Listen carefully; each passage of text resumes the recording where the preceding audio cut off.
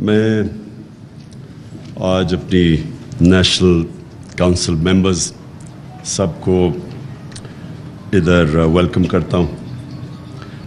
جو ہمارا اصل آج یہاں آنے کا مقصد وہ یہ کہ اپنی جو کانسٹیٹیوشن ہے اس کو اپ ڈیٹ کریں. جو کامیابی کا کسی بھی آرگنائزیشن انسان اور کسی بھی ملک کی کامیابی کا جو راز ہے وہ یہ کہ وہ کانسٹنٹلی اڈیپٹ کریں, اپنی غلطیوں سے سیکھیں اور پھر چینج کریں اپنے آپ کو. جو کانسٹیٹیوشن ہے وہ بھی ایک ایسی ہے کہ وہ ہم نے بڑی آئیڈیلزم میں آج سے 26 سال پہلے کانسٹیٹیوشن بنائی تھی. پھر اپنے تجربے سے ہم ریئلائز کرتے گئے کہ کئی چیزیں پریکٹیکل نہیں ہیں اس کے اندر, اور کئی ہم بہت ہی آئیڈیلسٹک تھے, اور پھر ملک کی بھی چیزیں دیکھتے دیکھتے ہم نے چینج بھی کیا اور اڈیپٹ بھی کیا. لیکن ایک نتیجے پہ ہم آ گئے, اور میں خاص طور پہ کیونکہ میں نے تو ساری پارٹی کی ایولیوشن دیکھی ہے.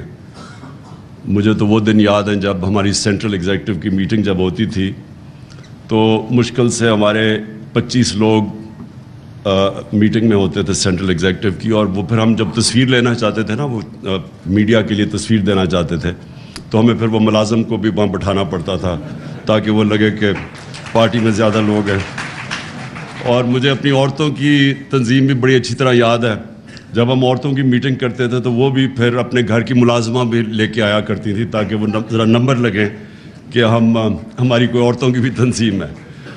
تو وہ ایک ایسی پارٹی کی ایولیوشن اس کی ہوئی جو کسی اور پاکستان کی تاریخ میں پولیٹیکل پارٹی کی ایسی ایولیوشن نہیں ہوئی. ایک ہی پارٹی تھی پیپلز پارٹی جو کہ ہمارے سامنے 4 سال میں ایک دم اقتدار میں آ گئی, لیکن وہ اس پروسیس سے نہیں گزری جس پروسیس سے ہم گزرے. اور وہ جو 2 مین پارٹیز تھی, 2 پارٹی سسٹم, وہ ہمارے سامنے دونوں پارٹیز سکڑتی گئی ہیں. جو کہ فیڈرل پارٹیز تھی وہ چھوٹی ہوتی ہوتی اب رہ گئی ہیں پروونسز بھی, اس کے بھی ایک سینٹرل پنجاب میں رہ گئی ہے, انٹیریئر سندھ کی پارٹی رہ گئی ہے.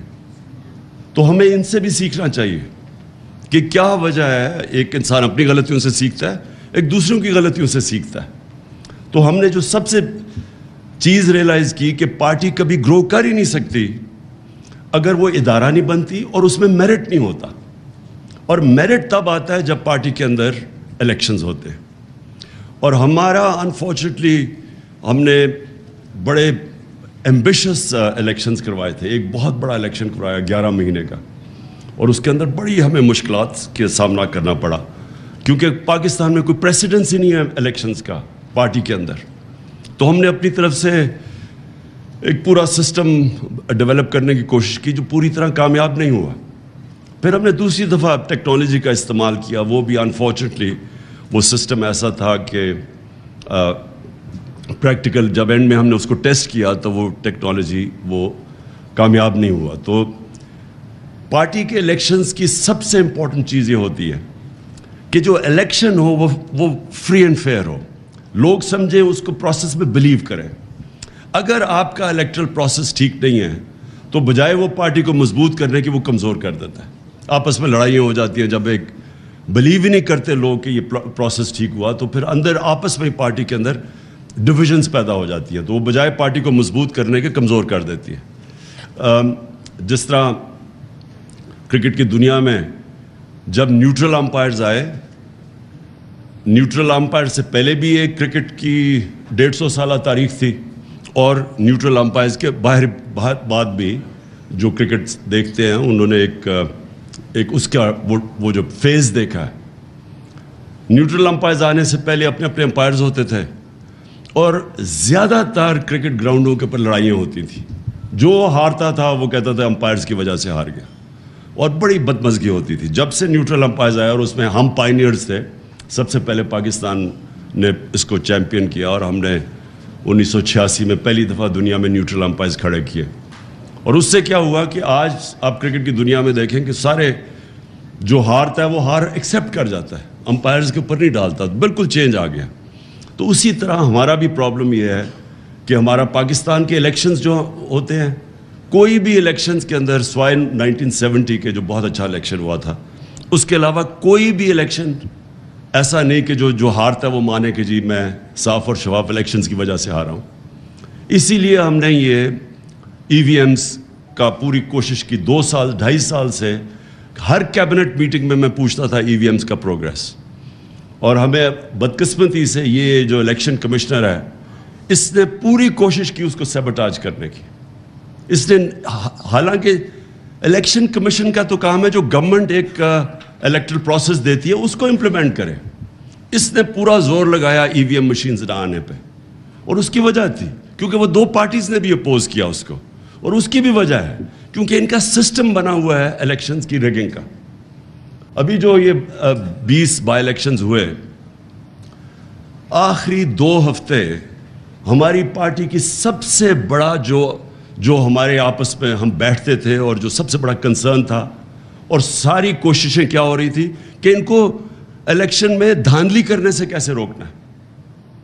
کوئی دنیا میں سوچے کہ ایسی برطانیہ میں الیکشن ہو تو سوچیں کبھی یہ کوئی تصور بھی نہیں کر سکتا کہ آپ دوسروں کو دھاندلی کرنے سے کیسے روکتے ہیں. 2 ہفتے پہلے میٹنگز ہو رہی ہیں کہ کیا کیا طریقے ہیں دھاندلی کے, ہم نے روکنا کیسے ان کو. اور پٹن کی رپورٹ تھی, یہ جو این جی او ہے الیکشنز کے اوپر, فری اینڈ فیئر الیکشنز پہ, اس کی رپورٹ ہے این جی او کی کہ 163 طریقے ہیں دھاندلی کے, اور ایک دفعہ ای وی ایم مشینز آ جائے تو 130 ختم ہو جاتے ہیں, یعنی 130 طریقے دھاندلی کے ایلیمنیٹ ہو جاتے ہیں. تو اسی لیے یہ جو سسٹم پورا جو پرانا سٹیٹس کو کرپٹ سسٹم کو بچانا چاہتے ہیں, انہوں نے اسی لیے پورا سیبوٹاج کیا کہ پاکستان میں ای وی ایم مشینز نہ آئیں, جبکہ ہندوستان میں بھی ہیں, ایران میں بھی, دونوں ہمسائے ملکوں کے اندر ای وی ایم مشینز ہیں. پارٹی کے اندر بھی انشاءاللہ جو میرا ویژن ہے پارٹی کا وہ یہ کہ اصل میں میریٹوکریسی تب آئے گی. اور ابھی جو باتیں بھی کی ایکنالجمنٹ کی خواتین کے ونگ کی بھی, اور یہ علی نے بھی ابھی جو باتیں کی کہ کیسے ورکرز کو اکنالج کرتے ہیں, کہ پاسبل نہیں ہے کہ ایک پارٹی چیئرمین سارے اتنی بڑی پارٹی جو ماشاءاللہ بن گئی ہے کہ سب کو اکنالج کرے. لیکن اس کی اصل جب میریٹوکریسی آپ کے سسٹم میں آ جاتی ہے تو آپ کا سسٹم اس کو اکنالج کرتا ہے, اور وہ کرتا ہے ووٹ کے, آپ کے جو ہر طبقے کے اوپر جب وہ ووٹ دیکھتے ہیں کوئی کام کر رہا ہے وہ آٹومیٹکلی اوپر آ جاتا ہے. اور ہماری جدھر میں سمجھتا ہوں کہ پارٹی صحیح معنی میں چلی وہ ہماری انصاف اسٹوڈنٹ فیڈریشن پختونخوا کے اندر تھی. انہوں نے ہم اندر الیکشنز کروائے, اور الیکشن سے کانسٹنٹلی نئی لیڈرشپ آتی رہی. تو جو آج بھی ان کے ہمارے جو لیڈرز نکلے ہیں مراد سعید کے بعد, وہ سارے آئی ایس ایف سے اوپر ڈیولپ ہو کے آئے ہیں. اور وہ کیونکہ وہاں الیکشن کا سسٹم تھا آئی ایس ایف کا, ان کے اوپر میرٹ آتی گئی. یہی ہماری انشاءاللہ جیسے ہم اس الیکشن سے فارغ ہوتے ہیں, یہ جنرل الیکشن سے, تو ہماری سب سے بڑی کوشش ہوگی کہ ہم امیجیٹلی پارٹی کے اندر ایک الیکشنز کروائیں, اور ایک ایسے پروسیس سے کروائیں کیونکہ اب تو ہمارے پاس ٹیکنالوجی کے, اور ٹیکنالوجی تیزی سے آگے بڑھ رہی ہے, تو ہم انشاءاللہ ابھی سے ہی ٹیکنالوجی کا استعمال کر کے ایک بڑا الیکشن کروائیں گے تاکہ نیچے سے جو بھی محنت کر رہے ہیں وہ اوپر آتے جائیں, اور پھر پارٹی کے اندر ہمارا وہ پروسیس ڈیولپ ہو جائے میرٹ کو اوپر لانے کے لیے. جو یہ 2 پارٹیز ہمارے سامنے ختم ہوئی ہیں, ان کی سب سے بڑی وجہ یہ ہے کہ ان کے اندر کوئی میرٹ نہیں, فیملی پارٹیز ہیں.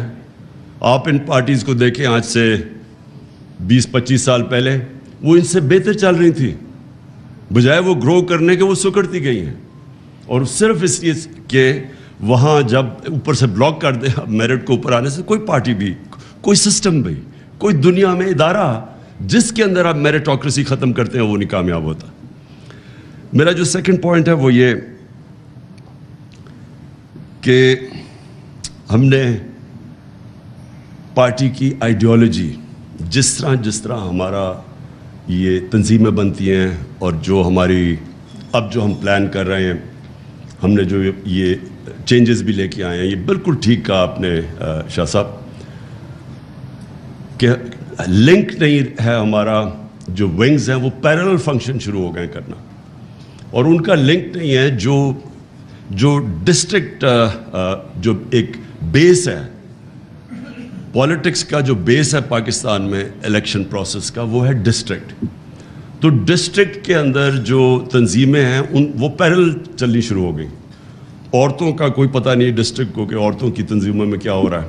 کئی ڈسٹرکٹس میں ہوتا بھی ہے, آٹومیٹکلی کوئی خود ہی آپس میں کوارڈینیشن کر لیتے ہیں, لیکن پلاننگ سے نہ ہمارا یوتھ کا کوارڈینیشن ہے زیادہ تر ڈسٹرکٹس میں, نہ وہ ڈسٹرکٹ کہ جو پریزیڈنٹ بنتا ہے اسے پتہ ہے یوتھ میں کیا ہو رہا ہے, نہ اسے پتہ کہ عورتوں کی تنظیمیں. یہ وائٹل ہیں دونوں تنظیمیں, اور بھی وکیلوں کی تنظیم. اب ہم نے ریئلائز کیا کہ وکیل وائٹل ہے ہماری پارٹی کے لیے.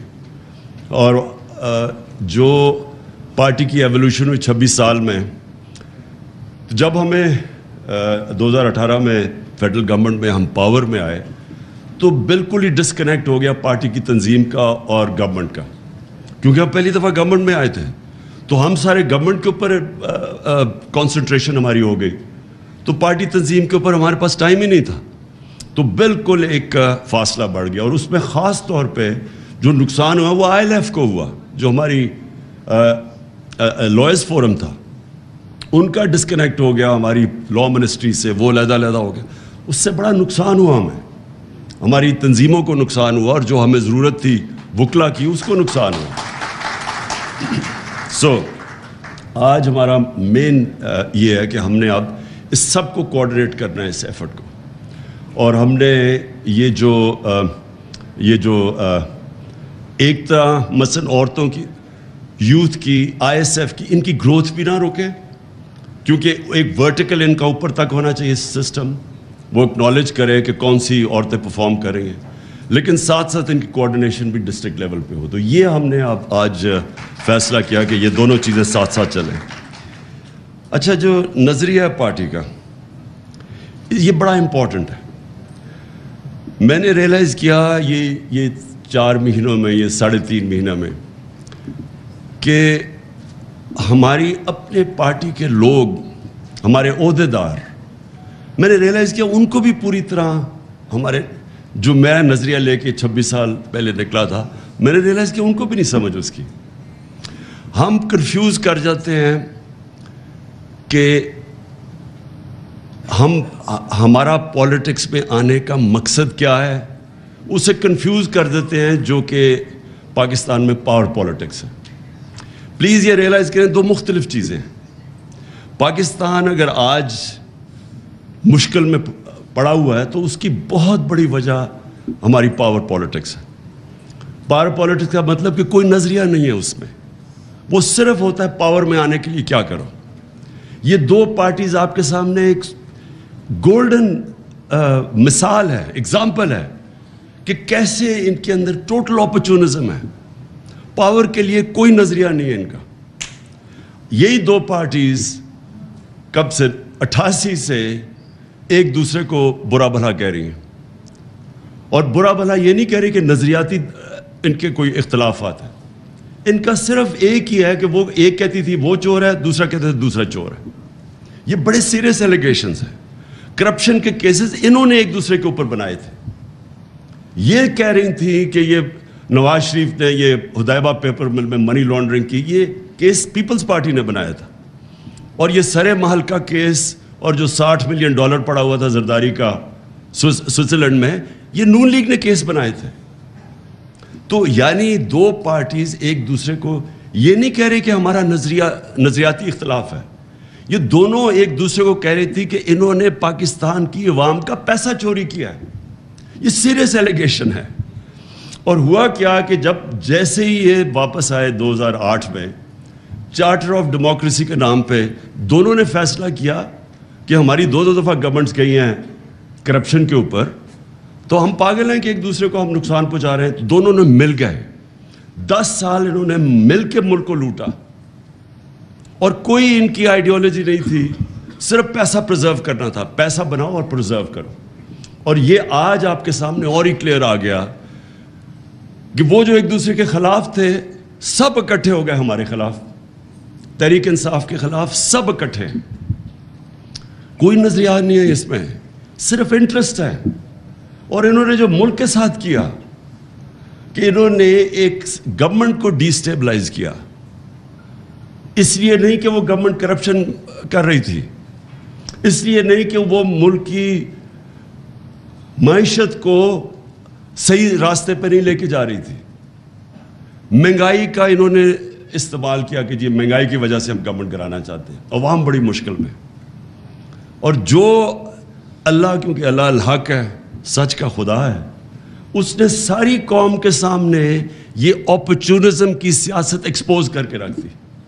یہ جو 4 مہینے میں 3.5 مہینے میں انہوں نے کیا ہے, یہ اب واضح ہے کہ نہ ان کا انٹرسٹ تھا اکانومی, نہ ان کا انٹرسٹ تھا مہنگائی, صرف ایک انٹرسٹ تھا NRO لینا. کوئی تیاری نہیں تھی ان کی.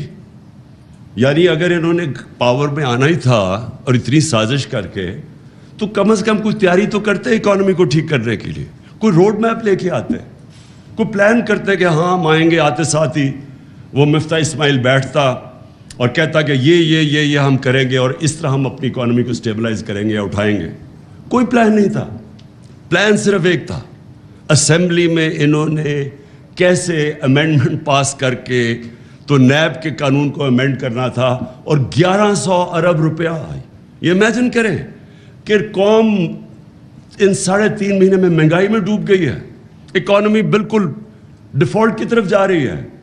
ان کی اچیومنٹ ایک ہے کہ 1100 ارب روپیہ ان کی کرپشن کا انہوں نے امینڈمنٹ پاس کر کے اس کو معاف کروانے کی کوشش کی, یعنی دوسرا NRO لینے کی کوشش کی.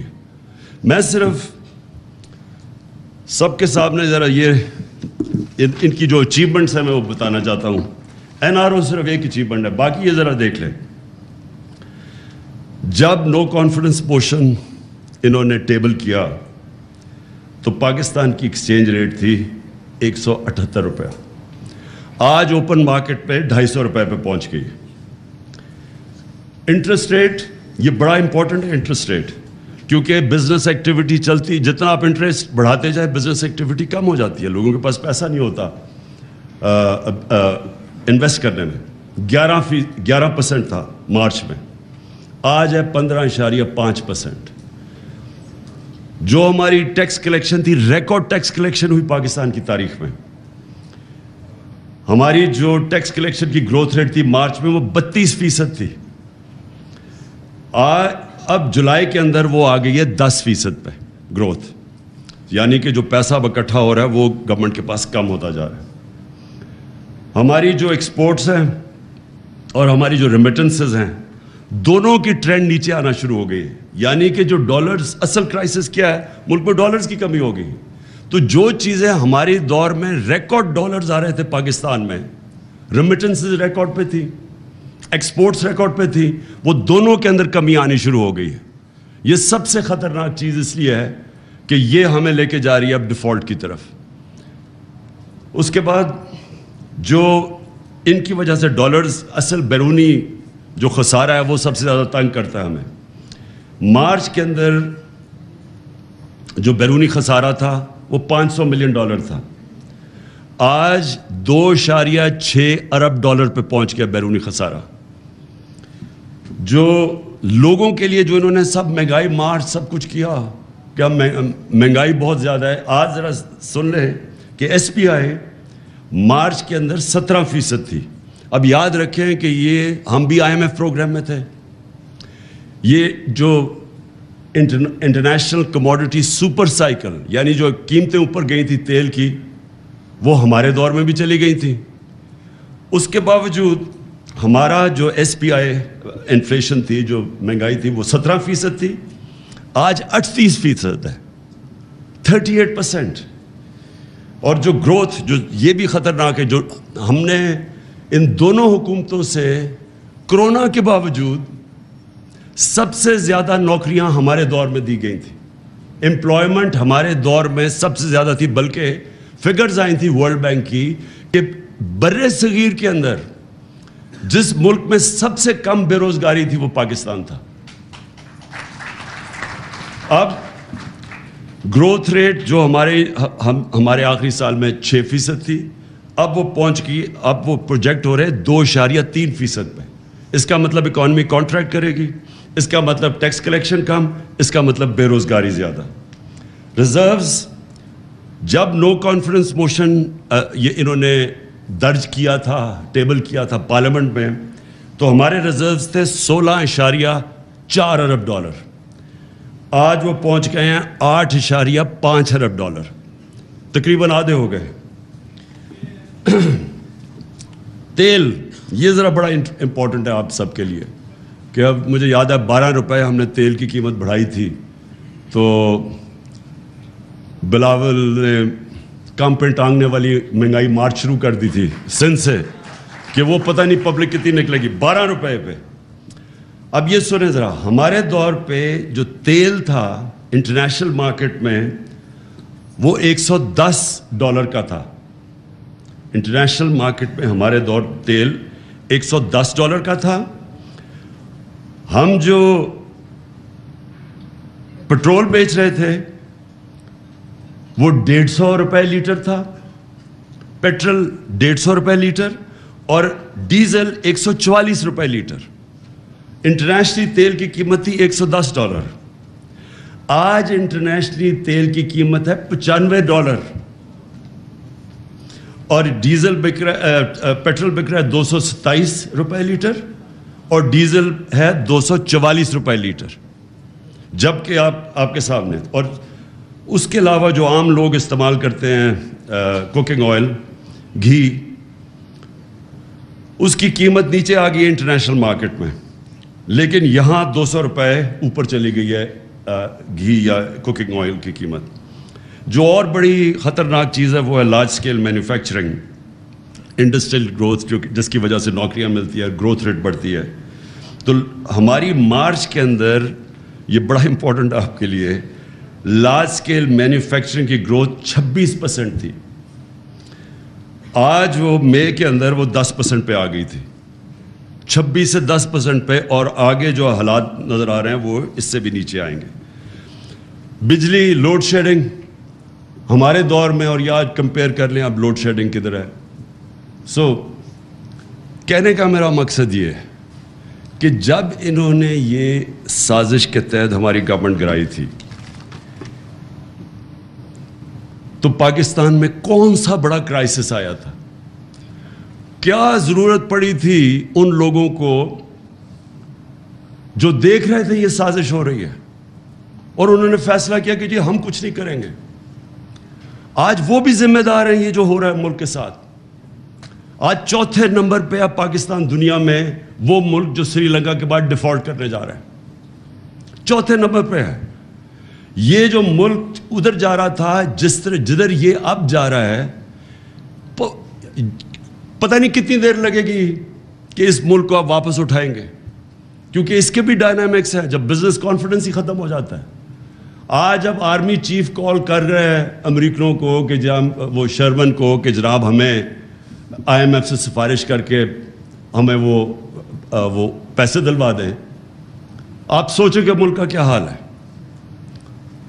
یعنی یہ اگر گورنمنٹ کے اندر یہ حالات ہیں کہ گورنمنٹ کی کریڈیبلٹی اتنی نیچے چلی گئی ہے کہ ان کو آرمی چیف کو کہنا پڑ رہا ہے کہ جی ان کو ٹیلی فون کریں، اور گورنمنٹ کا سوچے کہ نہ ان کی باہر کریڈیبلٹی رہ گئی ہے۔ وہ آپ نے شہباز شریف کی وہ ویڈیو دیکھ ہی لی ہوگی، وہ میں نے ویسے کافی دفعہ ویڈیو چلوائی تھی کہ ہم مجبور ہیں، میں بھیک مانگنے نہیں آیا۔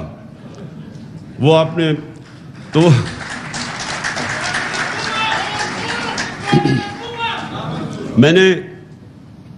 مجھے خوشی یہ ہوئی کہ یہاں کئی ایسے لوگ تھے جو سمجھتے تھے کہ وہ اشتہار دیکھ کے نا، کیونکہ شہباز شریف نے 50 ارب روپیہ تو اشتہاروں پہ ہی خرچ کیا تھا، وہ اشتہار دیکھ کے یہ سمجھتے تھے کہ اس سے بڑا جینیس آیا ہی نہیں ہے کبھی پاکستان میں۔ وہ یہاں ایسے لوگ تھے۔ اب وہ میں سوچتا ہوں کہ جو حالات کیے ہیں، اللہ وہ سچ والا خدا، اس نے زیادہ دیر نہیں اس کی اصلیت بتا دی پبلک کو کہ اصل میں اصلیت کیا ہے۔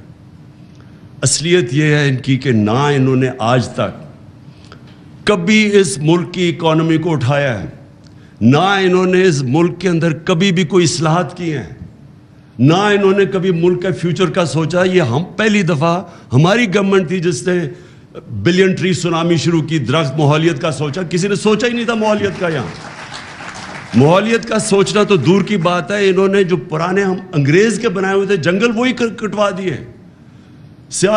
وہ جو چھانگا مانگا جنگل ہمیں اپنی بچپن میں یاد ہے، وہ چیچا وطنی، یہ ادھر جنگل تھا ہمارا کندیا میں، میاں والی میں، یہ سارے جنگل ختم ہو گئے ان کے دور میں. کوئی کسی نے نہ پلاننگ کی کہ آگے ہمارے آنے والی جنریشنز کے لیے کیا ہے. 50 سال میں کوئی ڈیمز ہی نہیں بنی. یہ پہلی دفعہ ہماری گورنمنٹ نے آگے سوچا فیوچر جنریشنز کا، کیونکہ انہوں نے کبھی بھی آگے نہیں سوچا. یہ جو آج بجلی کا کرائسس آیا ہوا ہے، انہوں نے یہی نہیں سوچا کہ ہم اپنے جو بجلی بنائیں وہ اپنی لوکل ریسورس پانی پہ بنائیں جدھر ہماری ایڈوانٹیج ہے. انہوں نے بجلی وہ کمیشنز کے اوپر باہر سے امپورٹڈ فیول کے اوپر بنا دی. اب پیسہ ہی نہیں ہے امپورٹڈ فیولز یعنی کوئلہ، LNG، جو تیل ہے، ہمارے پاس پیسہ ہی نہیں ہے، فورن ایکسچینج ہی نہیں ہے کہ وہ امپورٹ کریں. تو بجلی گھر بنے ہوئے ہیں، ان کے پیسہ بھی ہم دے رہے ہیں، کیپیسٹی پیمنٹس. بجلی بنائیں یا نہ بنائیں ہم ان کو پیسے دے رہے ہیں، لیکن ہمارے پاس پیسہ ہی نہیں ان کو چلانے کے لیے. لہٰذا لوڈ شیڈنگ کی سارے ریکارڈ ٹوٹ گئے. یہ وہ لوگ ہیں، یہ دونوں پارٹیز. آپ 90s میں دیکھیں، ڈاکٹر عشرت حسین نے کتاب لکھی ہوئی ہے. اس کتاب میں انہوں نے بتایا ہے کہ کیسے ہندوستان پھر بنگلہ دیش 90s کے بعد ہمارے سے دونوں ملک آگے نکل گئے. اور وہ کیوں نکلے؟ وہ اس لیے نکلے کہ وہاں پھر ان کی گورنمنٹس ٹھیک ہو گئی اور ہمارے یہ دو فیملیز آگے ملک کو لوٹنے کے لیے. ان کی دولت کا ان کو خود بھی نہیں پتا کتنا ہے. انہوں نے جتنا پیسہ بنایا، میں گارنٹی کرتا ہوں ان کو پتہ ہی نہیں ان کے باہر کتنے بلینز آف ڈالرز پڑے ہوئے ہیں. لیکن ملک کا حال یہ ہے کہ جس ملک نے تیزی سے ان سے آگے ترقی کر رہا تھا، وہ ملک کا آج یہ حال ہے کہ 4تھے نمبر پہ انہوں نے پہنچا دیا ہے وہ ملک جو ڈیفالٹ کرنے جا رہا ہے. میں ایک چیز ضرور آگے اپنی پارٹی کی طرف سے، پہلے تو ہم اپنی تجویز دیں گے. دیکھیں، کبھی بھی اس ملک کے اندر ہمیں کبھی اجازت نہیں دینی چاہیے کوئی اس ملک کی قیادت کرے جس کا سب کچھ پاکستان میں نہ ہو. یہ کیا وجہ ہے کہ آپ پاکستان کے پرائم منسٹر بننا چاہتے ہیں، وزیر بننا چاہتے ہیں، پیسہ آپ نے ملک سے باہر رکھا ہوا ہے. بچے کہتے ہیں ہم پاکستان کے شہری نہیں ہیں، ہم برٹش پاسپورٹ ہولڈر ہیں، اس لیے جواب دہ نہیں ہیں. اربوں روپے کی پراپرٹیز میں یہ رہتے ہیں وہاں. جو یہ حسن، کیونکہ میں تو لندن جانتا ہوں، جو پراپرٹیز میں یہ رہتے ہیں وہ بلینز کے اندر ہے. میں آپ کو گارنٹی کرتا ہوں کہ برطانیہ کا کوئی پرائم منسٹر افورڈ نہیں کر سکتا ان علاقوں میں رہنے میں جدھر یہ اور اس کے بچے رہ رہے ہیں. برطانیہ کا 6 کروڑ آبادی ہے، ہماری 22 کروڑ ہے، اس کی 6 کروڑ، ان کا 50 گنا زیادہ ہمارے سے GDP ہے. ان کی سالانہ آمدنی 50 گنا ہمارے سے زیادہ ہے. ان کا کوئی پرائم منسٹر نہیں رہ سکتا مے فیئر اور ہائیڈ پارک میں جس طرح یہ نواز شریف اور اس کے بچے رہ رہے ہیں. اور ایک نہیں بتا سکتے کہ پیسہ کیسے گیا پاکستان سے باہر. تو کیا وجہ ہے کہ ہمارا ملک، کہ ہمارے ملک کی لیڈرشپ، ایلیٹ ملک سے باہر سارا پیسہ باہر رکھتے ہیں، باہر پراپرٹیز ہیں، باہر آف شور اکاؤنٹس ہیں، اور ملک کی قیادت بھی کرنا چاہتے ہیں. اگر آپ کے پاس آج باہر، آپ ملک کے باہر پیسہ رکھا ہوا ہے تو 3 وجوہات ہیں. ایک کہ چوری کا پیسہ، کرپشن کا پیسہ ہے، آپ کو چھپانا پڑتا ہے کیونکہ اگر آپ ملک میں رکھیں گے تو وہ نظر آ جائے گا، اس لیے آپ کو ملک سے باہر بھیجنا پڑتا ہے. زیادہ تر ڈیولپنگ ورلڈ کے اندر ایلیٹس اس طرح پیسہ باہر بھیجتی ہے کیونکہ وہ اربوں میں جب پیسہ بناتی ہیں تو وہ تو بستر کے نیچے نہیں چھپ سکتا. وہ کبھی کبھی کوئی، وہ جس طرح کوئی سندھی پولیٹیشین تھا، اس کے گھر کے اندر ہی سونا پتہ نہیں کتنا ملا، عموماً وہ باہر بھیج دیتے ہیں پیسہ. یا پھر آپ ٹیکس بچانا چاہتے ہیں اس لیے آپ پیسہ باہر بھیج دیتے ہیں، یہ بھی بڑے بزنسز بھیجتی ہیں. لیکن تیسرا ایک کیٹیگری ہے جو ایک سمجھتی ہے کہ پاکستان چلے گا ہی نہیں آگے، یعنی پاکستان کسی ٹائم پہ بینکرپٹ ہو سکتا ہے. جو لوگ قیادت میں آ کے بلیو ہی نہیں کرتے پاکستان میں، کیونکہ اس لیے وہ انشورنس پالیسی میں پیسہ باہر بھیج دیتے، تو ان کو کیا حق ہے اس ملک کی قیادت کرنے کا؟ اس ملک کی قیادت اس کو کرنی چاہیے ان لوگوں کو جن کا سب کچھ پاکستان میں ہو، سٹیک پاکستان میں ہو، جینا مرنا پاکستان میں ہو. اور یہ آپ سے نہیں ہے، یہ ہماری بڑی بدقسمتی ہے کہ ہم نے اپنی آنکھوں کے سامنے دیکھا کہ یہاں کی لیڈرشپ کھلے عام لندن کے اندر پراپرٹیز لینی شروع کر دی. اور یہ نہیں، وزیروں کی بھی پراپرٹیز ہیں باہر، پھر بزنسز بھی پراپرٹیز باہر لے جاتے ہیں. ہمارے بڑے بڑے ایکسپورٹرز وہ بھی پھر باہر پراپرٹیز لے جاتے ہیں. اور یہ آج سب سے بڑا کرائسس ہے، ڈالر کا کرائسس آیا ہوا ہے. تو دوسروں کو کہہ رہے ہیں کہ پاکستان میں پیسہ لے کے آؤ. سب سے بڑا ایسٹ پاکستان کا اوورسیز پاکستانی ہے. ان کو ہم کہہ رہے ہیں پاکستان پیسہ لے کے آؤ، اپنا پیسہ باہر لے کے جا رہے ہیں. اس وقت پاکستان کس کے اوپر چل رہا ہے؟ ہمارے بیرون ملک پاکستانی جو کہ دن 15 گھنٹے کام کر کے پیسہ پاکستان بھیجتے ہیں. ریمیٹنسز، ہمارا جو ورکر ہے وہ جا کے محنت کش جا کے پیسہ پاکستان بھیجتا ہے. اور یہاں ہمارے بیٹھے ہوئے ہیں یہ مگرمچھ جو یہاں سے پیسہ باہر بھیج دیتے ہیں. یہ جب تک ہم ملک کے اندر اس طرح کی قیادت کا راستہ نہیں بند کریں گے، جو بلیو کرتے ہیں اس ملک کے اندر، جو کہتے ہیں کہ اگر ملک نیچے جائے گا تو میں بھی ساتھ نیچے جاؤں گا، وہ پھر دن رات کام کرے گا اپنے ملک کے لیے. وہ لوگ جن کا سٹیک ہی نہیں ہے. آپ سوچیں 30% روپیہ ڈیویلیو ہوا ہے، 30% ہمارا روپیہ ڈیویلیو ہوا ہے. یہ 3 یا 4 ماہ میں ریکارڈ ٹوٹ گئے، اتنے تھوڑے ٹائم میں اتنا روپیہ گرا ہے.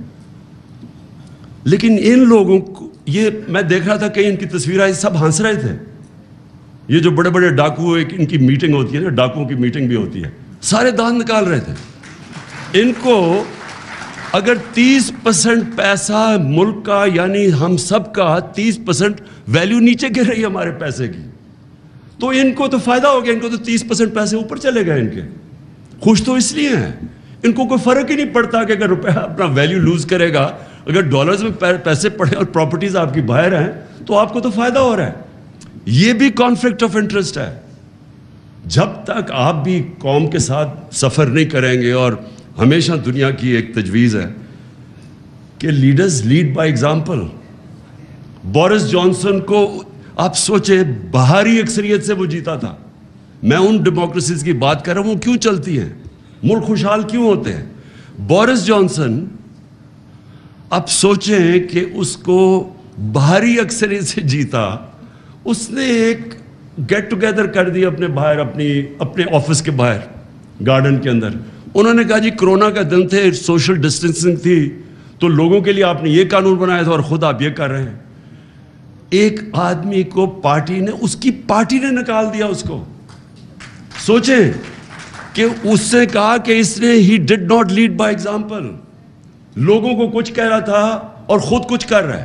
یا لوگوں کو کہہ رہے ہیں پیسے پاکستان لے کے، چوری کر کے پیسہ باہر لے کے جا رہے ہیں. اور افسوس کی بات یہ ہے کہ ہمارے یہاں میڈیا میں لوگ بیٹھے ہوئے جو ان کی ڈیفینڈ کرتے ہیں. شرم کی بات ہے کہ ان لوگوں کو ڈیفینڈ کرتے ہیں. پتہ ہے کہ ان کا چوری کا پیسہ ہے، پتہ ہے کہ ملک میں ڈالر کرائسس ہے.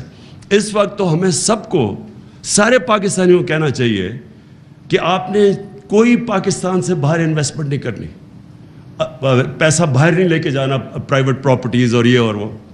اس وقت تو سب کو ایمرجنسی ہمیں کر دینی چاہیے کہ اپنے ڈالر پاکستان میں رکھنا ہے. اور اتنا پیسہ یہ ہم کر سکتے ہیں، لیکن یہ لوگ کیوں نہیں کر سکتے؟ کیونکہ سب کو پتہ ہے کہ ان کا پیسہ باہر پڑا ہوا. اس لیے انشاءاللہ ہماری پارٹی کی کانسٹیٹیوشن میں آئے گا کہ کوئی بھی پارٹی کی قیادت نہیں کر سکتا جس کا پیسہ، جس کا جینا مرنا، جس کی پراپرٹیز پاکستان کے اندر نہیں ہے.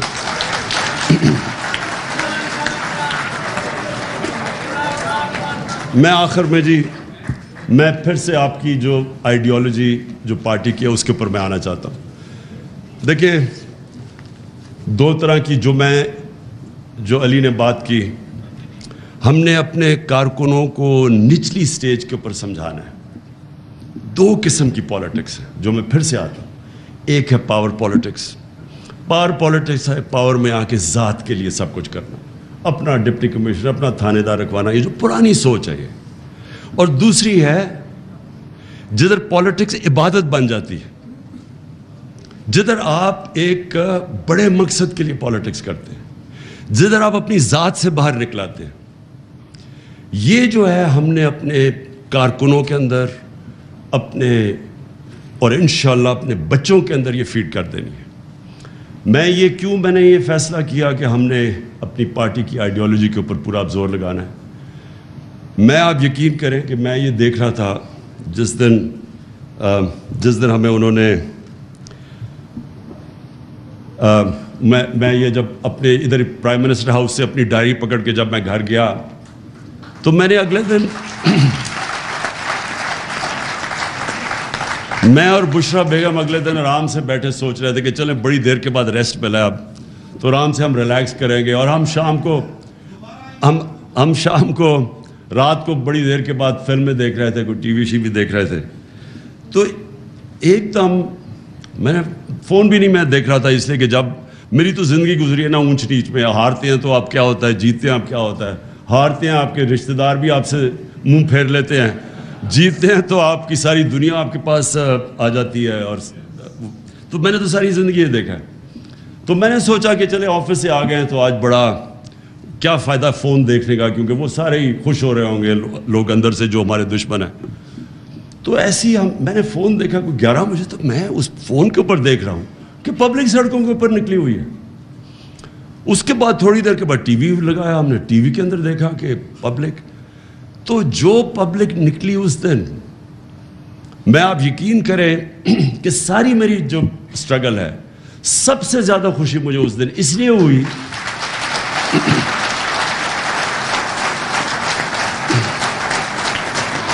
کہ اس لیے کہ دیکھیں کامیابی کیا ہوتی ہے. میرے لیے کامیابی کیا ہے؟ میرے لیے کامیابی پرائم منسٹر ہاؤس. میں یہ شاہ محمود کو کہتا ہوں کہ میں زندگی میں کبھی اتنی مشکل نہیں گزاری جو 3.5 سال میں نے گزاری تھی. یعنی اتنا مشکل تھا وہ, کیونکہ ہر روز کوئی نیا مسئلہ آ جاتا تھا اور کوئی چھٹیاں نہیں تھی. 5 دن گھر سے باہر رات کو کھانے بھی کھائے 3.5 سال میں, کئی چھٹیاں ہالیڈیز کچھ نہیں. لیکن یہ جو مجھے خوشی ملی کہ جب آپ دیکھتے ہیں کہ آپ کی قوم کے اندر شعور آ گیا ہے, جب ایک ہجوم قوم بن گئی ہے, یہ مجھے خوشی ملی کہ دیکھیں پاکستان کو پتہ ہی نہیں کہ پاکستان کتنا طاقتور اللہ نے بنایا.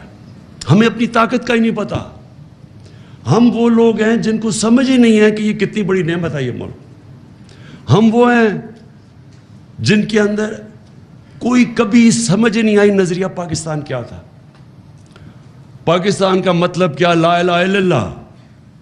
اور لا الہ الا اللہ کا راستہ وہ ہے اور ہم اس راستے پہ نکلے ہوئے ہیں. جو قوم کیسے بننی تھی؟ تیرا میرا رشتہ کیا؟ لا الہ الا اللہ. کیونکہ وہ کیا تھا کہ وہ قوم کو اکٹھا, جب آپ کا نظریہ ہوگا تو آپ نیشن بنیں گے نا. نظریہ تو وہ ہے, سمپل نظریہ ہے ہمارا. اسی کے اوپر مدینہ کی ریاست میں نبی صلی اللہ علیہ وسلم نے سب کو اکٹھا کیا تھا, سب انسانوں کو اکٹھا کیا تھا. مساق مدینہ میں, اس میں وہاں کرسچنز بھی تھے, اس میں یہودی بھی تھے, ان سب کو انہوں نے کمیونٹی میں بنا دیا تھا, انسانوں کو اکٹھا کیا تھا. اس لیے ان کو رحمت العالمین کہتے ہیں, سب انسانوں کے لیے رحمت بن کے. ہم نے کبھی اس کا نہ اس کے اوپر کوئی تبصرہ کیا, نہ سوچا کہ یہ کیوں بنا تھا ملک, کیوں ہندوستان کے مسلمانوں نے پاکستان کو ووٹ دی تھی. کیونکہ وہ ایک بڑا خواب تھا پاکستان کا, اس کے اوپر آئے نہیں, اور آہستہ آہستہ ہم ادھر نکل گئے جدھر یہ جو آج ہمارے حالات ہیں. اس سے ہم نکلیں گے یہ نظریے کی وجہ سے, جب پاکستانی یہ ریلائز کر لیں گے کہ ہم ایک بڑے مقصد کے لیے بنے تھے اور ہم ایک قوم ہیں. تو قوموں کے لیے یہ قرضہ اتارنا کوئی مشکل کام نہیں ہے. آپ کے اس وقت 1 کروڑ باہر پاکستانی ہیں, 1 کروڑ ہیں باہر پاکستانی. جس دن ہم نے ان کو موبلائز کر لیا, یہ قرضہ آسانی سے آپ کا اتر جائے گا. کیونکہ میں تو جانتا ہوں پاکستانیوں کو, میرا سب سے زیادہ کنیکشن ہے. وہ لوگ ہیں جو کہ ہمیں شارٹ ٹرم کے اندر یہ جو ڈالر ڈیفیسٹ ہے ہمارا وہ اتار دیں گے, لیکن وہ تب جب ان کو پرائیڈ ہوگی اپنے ملک سے. اس وقت ان کو ملک نہیں نظر آتا. یہ جب اوپر چور سارے اکٹھے دیکھتے ہیں, روگز گیلری کو اکٹھا دیکھتے ہیں آپ, تو قوم نہیں لگتی, لوگ ڈر جاتے ہیں. ریمیٹنسز گر رہی ہیں ہماری, کیونکہ ان کو کانفیڈنس چلا گیا. روشن ڈیجیٹل پاکستان میں جو گرو کر رہا تھا وہ نیچے چلا گیا. بیرون ملک پاکستان میں کانفیڈنس نہیں ہے اس وقت. یہ جب کانفیڈنس آ گیا, آپ یقین کریں کہ یہ ہم سارے کرائسس سے نکل جائیں گے. اس لیے انشاءاللہ ہم نے اپنی آئیڈیالوجی لوگوں کو بتانی ہے. میں نے جب یہ کیمرے جاتے ہیں, جب ہم کال دیتے ہیں, یہ کبھی بھی نہیں ہوا پاکستان میں, کال دیتے ہیں پبلک سڑکوں پہ آ جاتی ہے. وہ جب یہ الیکشن کا سپریم کورٹ نے رزلٹ آیا تو ہم 9:30 بجے تھے رات کے. میں نے سوچا اب چلو کل انوائٹ کرتے ہیں لوگوں کو ہم سیلیبریشن کے لیے. وہ میں جب تک گھر پہنچا ہوں تو میں دیکھا وہ ساری پبلک خود ہی سڑکوں کے اوپر آ گئی. تو یہ ملک، تو یہ قوم بننے جا رہی ہے، قوم بننے جا رہے ہیں. اور یہ ہے سب سے خوشائن چیز. آج ہم نے اپنی تنظیمیں اس لیے بنانی ہیں کہ اس وقت سب سے بہتر ٹائم ہے اپنی پارٹی کو منظم کیا جائے. ہم نے 26 سال میں منظم کرنے کی نہیں کوشش کی. ہماری جو کانسنٹریشن تھی وہ ہم تحریک تو چلا دیتے تھے لیکن پارٹی نہیں بنتی تھی، کیونکہ ہم نے کبھی بھی ایک کنسرٹڈ ایفرٹ پارٹی بنانے کی نہیں کی. اور جب پارٹی بنتی ہے اس کی نظریہ ہمیشہ سامنے ہوتا ہے. پارٹیز نظریے پہ بنتی ہیں. تو نظریہ تو اب ایسا ہے، میں نے جب وہ دیکھا وہ کیمرہ لے کے جاتا ہے کراؤڈ کے اندر، یہ جو پبلک نکلتی ہے خود ہی سڑکوں پہ، تو میں دیکھتا ہوں کہ چھوٹے چھوٹے بچوں کو بھی ہمارا نظریہ کا پتہ چل گیا. ہمارے چھوٹے بچوں کے سامنے جب وہ مائک لے کے جاتے ہیں تو میں حیران ہوتا ہوں کہ وہ بھی سمجھ گئے ہیں کہ لا الہ الا اللہ پاکستان کا مطلب. لیکن بدقسمتی سے میری پارٹی کو ابھی تک پوری طرح میرا نظریہ نہیں پتہ چلا. تو اس لیے میں نے یہ فیصلہ کیا کہ پارٹی کو منظم کریں ہم، اور انشاءاللہ پھر ان کی نظریاتی طور پہ اس کو مضبوط کریں، اور انشاءاللہ اس اگلی الیکشن کے اندر 2/3 اکثریت لی. پختونخوا کی اسمبلی نے آج پاس کیا، پنجاب اسمبلی نے کل پاس کیا. اس کا مطلب کہ تقریباً 80% پاکستان کی آبادی کوئی اس الیکشن کمیشن کے اوپر کانفیڈنس نہیں ہے. میں سن لیں، میں انشاءاللہ میں آپ سب کو، ہم نے ایک پرامن جمعرات کو دوپہر کو ہم نے الیکشن کمیشن کے سامنے پروٹیسٹ کرنا ہے کہ یہ ریزائن کریں، کیونکہ جب 80% پاکستان کی جو آبادی کو ریپرزینٹ کرتے ہیں ان کو کانفیڈنس نہیں ہے، کوئی کسی صورت اس الیکشن کمیشن کو اگلے الیکشنز کنڈکٹ نہیں کرنے چاہیے.